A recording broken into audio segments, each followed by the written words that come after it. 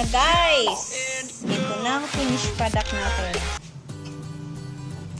Hello everyone! Ano naman po ako. Guys, magluluto tayo ngayon ng puto. Pero, first time ko to siyang gagawin. Then is this. The chocolate cream. May dalawa siyang pakete. Sa isang pack, we need to have 2 eggs. So, 2 packs, 4 eggs. And then, sugar. Hindi natin yung sugar. Lagyan natin ito.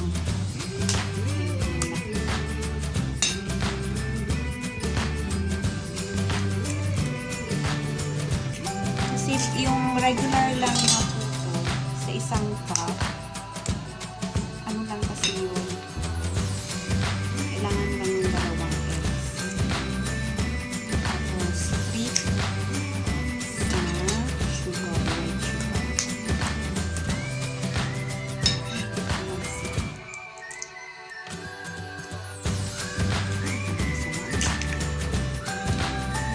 DIY ko guys. First time ko siyang gagawin. So, hindi natin siya lalagyan ng cheese. Kasi, di ba, parang ibang lasa kung nalagyan ng cheese ang chocolate. Parang hindi sila, compatible. I-ano lang natin ito.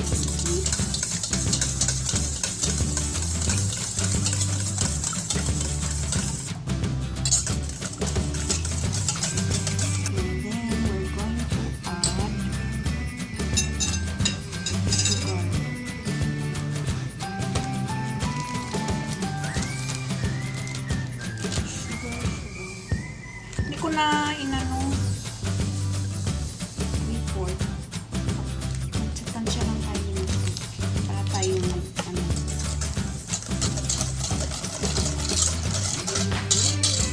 Ano natin i-dissolve yung kamaya.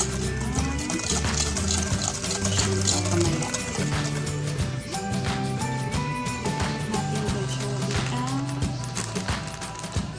chocolate crinkle.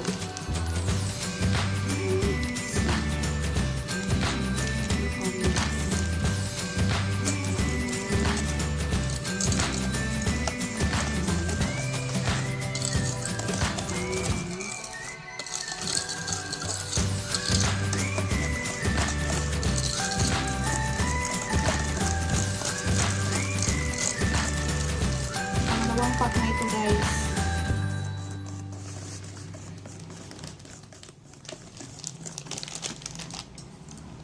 Diba tingnan nyo malapot siya. May dadagdag tayo nito mamaya. Para magiging makikita natin yung hinahanap natin consistency sa mixture natin para sa puto. Ito natin siya natin.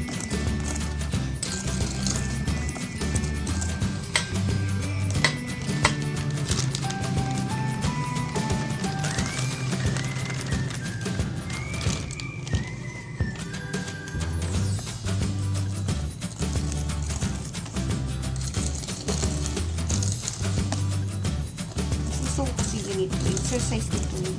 Pwede rin tayong gumamit ng electric mixer. Meron naman kami siya. So, pang ano ng muscle. Pampalaki ng muscle. Ayan, labas na natin. Buksan natin ito.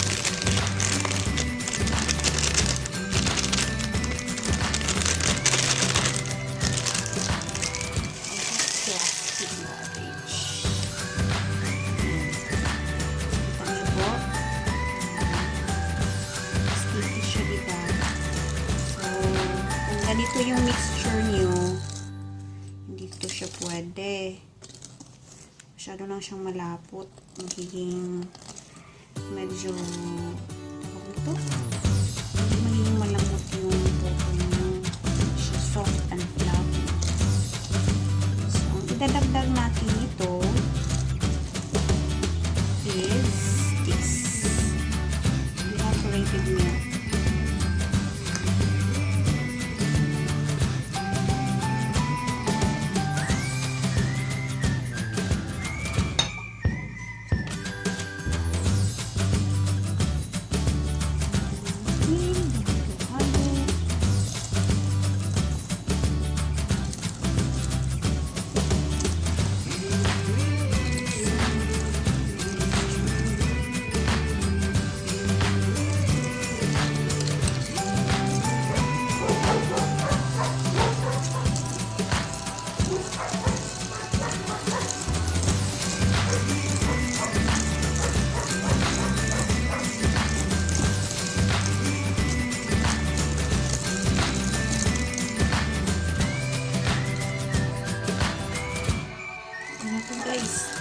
to.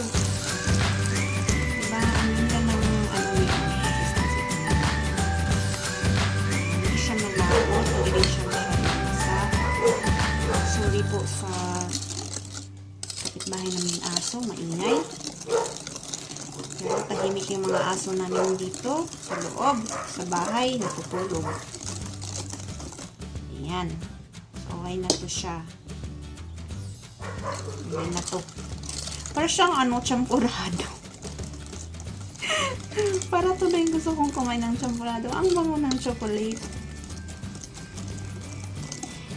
Ayan o. So, while making this, while mixing sa ano ninyo, sa mixture or sa butter, pwede na kayong magpakulo ng water. I-steam natin to siya. Diba po? Ayan. Pwede na to. Pero kung gusto niyo pang medyo dagdagan niyo po ng milk or water. Pero mas okay ang gatas. Mas malasa talaga siya.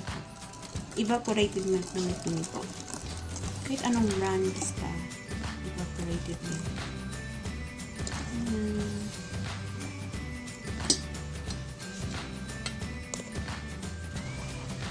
At saka guys, nakalimutan ko. Dagdagan nyo rin pala ng mga 2 tablespoons na cooking oil.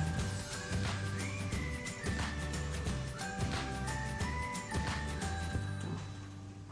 Ang laki ng ano ko molder. Hindi ko na alam kung saan yung maliliit kong molder. Whoop.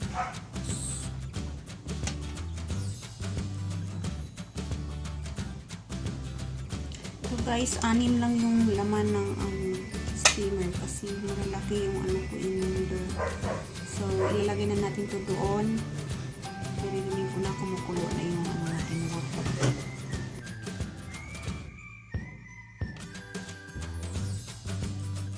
Ayan na guys! Ito na ang finished product natin. So, para na lang siyang chocolate crinkles pero steam po siya. May ano siya, yung icing, confectioner sugar. Ayan po. Ayan siya. Let's try it.